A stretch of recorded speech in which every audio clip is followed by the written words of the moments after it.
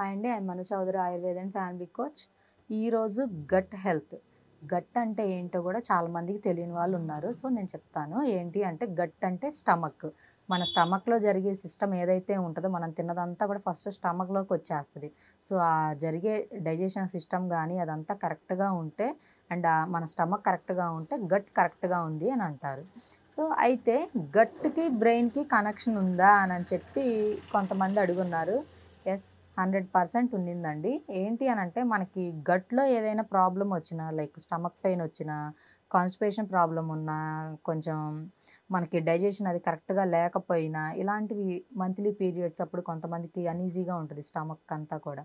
So అలాంటప్పుడు మనకి ఈ గట్లో చూపించే ఈ సిమ్టమ్స్ ఏవైతే ఉంటాయో అప్పుడు మన బ్రెయిన్ థింక్ చేస్తుంది, ఏంటి నా స్టమక్ ఏంది ఇలా ఉంది, నాకేమైంది, హెల్త్ సంథింగ్ ఏదో జరుగుతుంది అని చెప్పి లోపల గట్లో జరిగే ప్రాబ్లానికి మన బ్రెయిన్ అనేది యాక్టివేట్ అవుతుంది. సో అలాంటప్పుడు ఈ రెండిటికి చాలా మంచి కనెక్షన్ ఉంది. అందుకని ఎప్పుడు మన గట్ కరెక్ట్గా ఉంటే మన బ్రెయిన్ కూడా ఎప్పుడు ఫ్రీగా కూల్గా ఉంటుంది.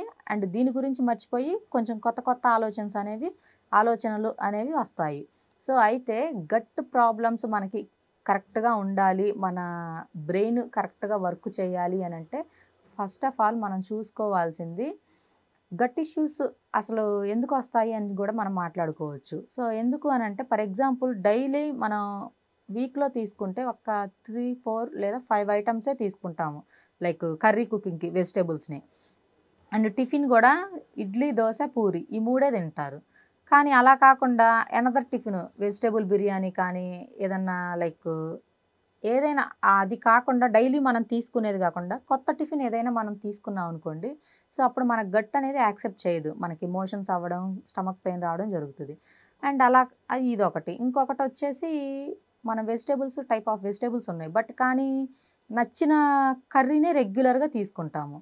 అండ్ అనుకోకుండా అన్ఎక్స్పెక్టెడ్గా ఏదైనా మనం ఎప్పుడూ తినేది కాకుండా కొత్త వెజిటేబుల్ని, కొత్త కర్రీని మనం తీసుకున్నాం అనుకోండి, మన గట్టు దాన్ని యాక్సెప్ట్ చేయలేదు. సో అటువంటి టైంలో మనకి స్టమక్ పెయిన్ రావడం, మోషన్స్ అవ్వడం అండ్ టైప్ ఆఫ్ సిమ్టమ్స్ అనేవి మనకి బాడీలో కనిపిస్తాయి. సో అలాంటప్పుడు ఏదో అయింది నా స్టమక్ అని చెప్పి మన బ్రెయిన్ ఎక్కువగా థింక్ చేస్తూ ఉంటుంది. అంటే మన గట్టు కూడా మనం కొత్త దాన్ని మనం లోపలికి వేస్తే అది యాక్సెప్ట్ చేయలేదు. సో అందుకని అన్ని ఫ్రూట్స్, అన్ని వెజిటేబుల్స్, అన్ని రకాల టిఫిన్లు మనం టేస్ట్ చేయాలి ప్రతి వీక్లో కూడా. అలా కాకుండా ఎప్పుడో ఒకసారి తీసుకుంటే మన గట్టు దాన్ని యాక్సెప్ట్ చేయలేదు. సో అందుకని చెప్పి ఇలా గట్ ఇష్యూస్ ఈ విధంగా కూడా వచ్చే ఛాన్స్ అనేది ఉంది. అందుకని ప్రతిరోజు లైక్ మీరు మల్టీ వెజిటేబుల్ కర్రీ తినండి, వీక్లీ వన్స్ ఆర్ ట్వైస్ అన్ని టిఫిన్స్ టేస్ట్ చేయండి.